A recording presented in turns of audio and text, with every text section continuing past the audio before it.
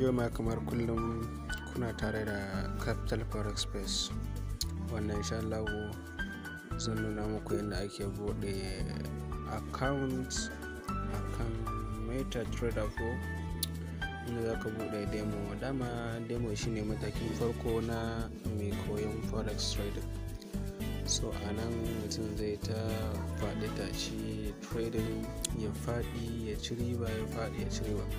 So abin da nake so na haska muku a nan shine duk lokacin da ka faɗi sai ka gano ta yaya ka faɗi, duk lokacin da ka ci riba sai ka gano ta yaya ne ka ci riba. So da farko nan kun ga na shigo kan Play Store ko, so idan ka shigo kan Play Store sai ka tafa haka sai ka rubuta MetaTrader ko kun ga ma fito. So akan platform ɗin da ake amfani da shi akwai MetaTrader 5, akwai MetaTrader 4. So kun gan shi sai ka tafa haka, kun gani saboda ina da shi sai samu open. So idan nayi opening haka kun gani ya rubuta min login existing account or open demo account, ma'ana in shiga in sa existing account ɗina, real account ɗina, ko kuma in sa wannan ɗina demo. Idan ne haka kun ga real ɗina gashi nan an rubuta real account ɗina. So saboda demo za mu yi amfani da shi wajen inda mutane za su fuskanta su gane, to shi ne sai in taɓa nan get started.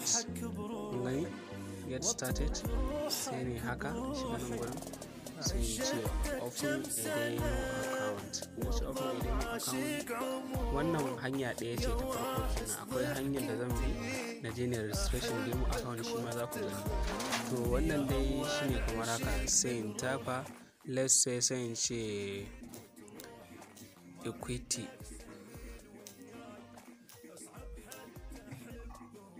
kun ga equity capital UK gashi ne ya fito. To let's say sai in taba, idan na taba equity dina account type gashi nan sai in zaɓi wani account type zan buɗe. Let's say USD. So ga kuma leverage ina nan sai in zaɓi nawa ne leverage ina da zan ɗauka. Let's say in ce 1 to 300. So tunda ɗan koyo ne ni, ina so in koya ne. Wannan deposit ɗin ba zan sa wannan deposit ɗin mai yawa ba, sai in zo in sa $3,000. Idan na sa $3,000 nan mutum malam, abinda zaka zo ka rubuta a nan mai gida, sai ka zo ka rubuta sunanka a nan gurin. Kun ga kamar ni sai rubuta misali Usman Rabi'u, kun ga ya fito. Sai yanzu in ce nan phone number ɗina, sai rubuta number wayata a nan 08069723678. na rubuta number wayana, dama nan already email ɗina ne, sai in sa wani email ɗin. kun ga ya ma fito, amma bari rubuta saboda ku gani gashi nan. Na sa email ɗina sai in zo sai na gama komai. Yanzu abinda zan yi shine sai na zo na creating account. Idan na creating account kun ga ya buɗe, so nan waɗannan currencies ɗin da ake trading da su gasu nan sun bayyana. Shi ne ina kan coach ɗina. To idan ina so na yi searching wani kuɗaɗen in dawo da su, tunda kun ga babu a can, maybe wasu basu fahimci me nake nufi ba, bari na koma baya ku gani. Kun ga yana haka already, kun ga inda chart ɗin yake gashi yana tafiya. Wannan gold ne yake so ya bayin. To amma tunda muna nan bari in dawo da asalin currency ɗin. kun ga yanzu nan gaba ɗaya babu ma major currency a nan, tunda nan crosses ne kwata-kwata, currencies ɗin crosses ne, ba mu da major. To sai in dawo nan gurin sai in je in nemo major currencies ɗina. Nan ma dai ragowar crosses ne, sai in fitar duk wannan taɓa za ku ga yana komawa can, duk wannan taɓa za ku ga yana komawa can. To in na shiga forex su ɗina still gashi nan, duk wannan taɓa yana komawa can, duk wannan taɓa yana komawa can. To za ku ga yadda yanzu DJ PY. So wannan iya waɗannan na zaɓa.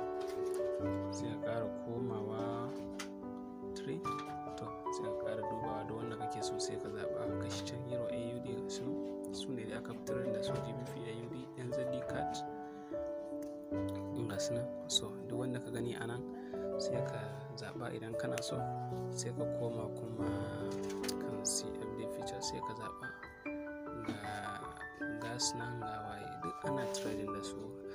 Dan uwa, abin da nake so ka fahimta, kasuwar forex kasuwa ce wacce za ka yi kasuwanci iri-iri. Idan ka zo ɓangaren indices one, so za ka gani abubuwa ne da ake trading da su ga sunan China 50N, China 50Q9, India, ga sunan kuɗaɗe ne da wannan. So sai ka zo kan indices 3 sai ka duba su ma duk abin da kake so sai ka ɗauka. Nan kun gani duk ba su yi gaskiya saboda ba na trading da su. So na ɗauko kan commodities in kun duba ga kofi nan ga cotton nan, abubuwa ne da ake nomawa ake samun su a ƙasa, abubuwa ne masu daraja. Kun ga akwai auduga ga kofi nan ga abubuwa nan dai da yawa iri-iri wanda za ka zo ka yi trading da su. Ga metal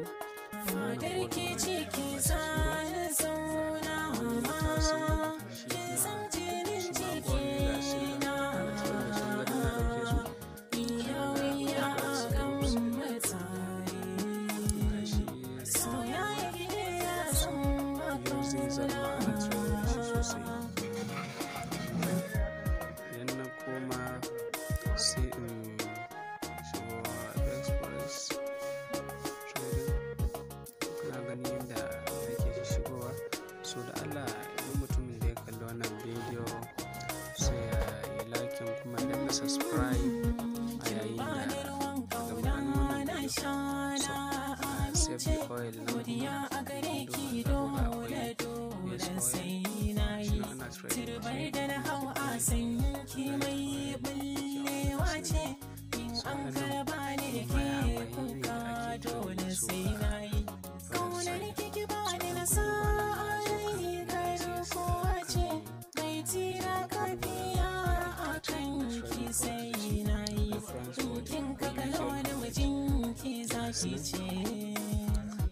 ni ma a gare mata ta zance, ba na neman sauki akan kauna, ko da sanadin ki zana fartauna, ni godiya ga wanda ya yi raina, shi ne ya haɗa mu nan cikin kauna.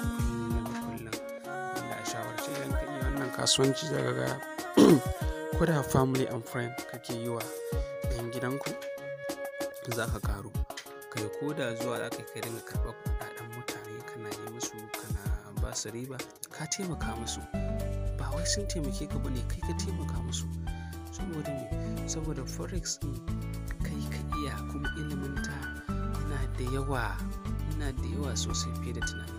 Saboda haka yan uwa mu yi kokarin iya wannan kasuwanci na forex trading, saboda idan ka iya za ka taimaki kanka, za ka taimaka wa al'umma matuƙa. Saboda kun yanzu mun gama da ɓangaren registration, mun ɗauko currencies ɗin da muke caji da su. Yanzu kun ga na zo na buɗe gold. To let's say ga gold na 2 minutes mai da shi for hours time frame. So game zai mai da shi 1 day zai. So abin da zan yi sai ga 15 minutes dina sai wurin na bani. So amma dan uwa kun ga yana 1.09 ko, so sai ka mai da shi ka sa 0.05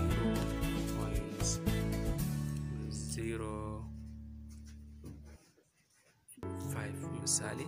To sai ka yi selling,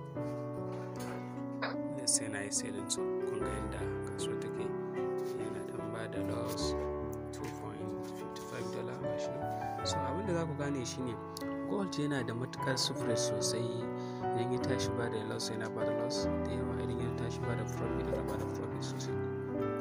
So abin da nake so a lura a nan sosai, dole shi gold sai an yi taka tsantsan wajen trading da shi, sai ka dinga duba inda professional traders suke trading da shi. So za ku ga wasu nambobi a nan ga shi separate, a rubuta separate 24, 23, 25, 21 kaza da sauransu. So separate din nan idan za ka yi trading sai ka duba cewa wanne ne ya fi separate, wanne ne ya bashi da separate. So a cikin nan sai ka duba sai ka ga cewa wanne ya kamata ka ɗauka, wanne mutane suka fi yin trading da shi. Ba wai za ka zo kawai ka ga currency ko kuma wani abu wanda mutane ba sa trading da shi ba, haka kawai baka da wani labari a kan shi, baka da wani sanayya a kansa sai ka zo ka ci za ka yi trading da shi. No, ba haka bane ba. So saboda haka sai an lura sosai, an gane ta yaya ma za ka yi trading da currency ko kuma indices ko commodities, saboda kowanne yana da tashi ka'idar yadda za ka yi trading da shi ka samu ka ci ribarka. So alhamdulillah mun buɗe forex trading account, mun buɗe demo account yanzu. Idan muka yi haka za ku ga sunana nan ga kamfanin da na buɗe, Equity Capital UK demo. So idan na yi haka a nan zan zo misali placing order, idan na danna nan zai nuna mun currency din again, nan wata hanya ce ta daban.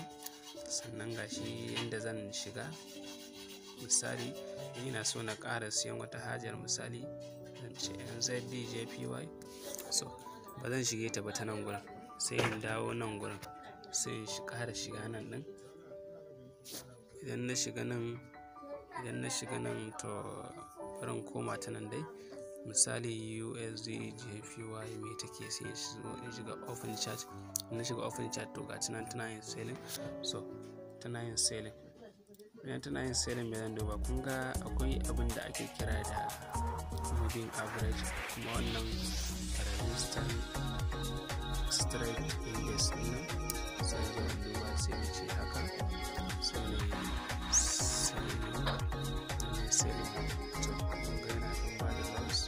So amma ina expecting insha Allah zai yi riba. So insha Allah a hankali zan zo ne bayanin wannan resistance straight index da kuma moving average.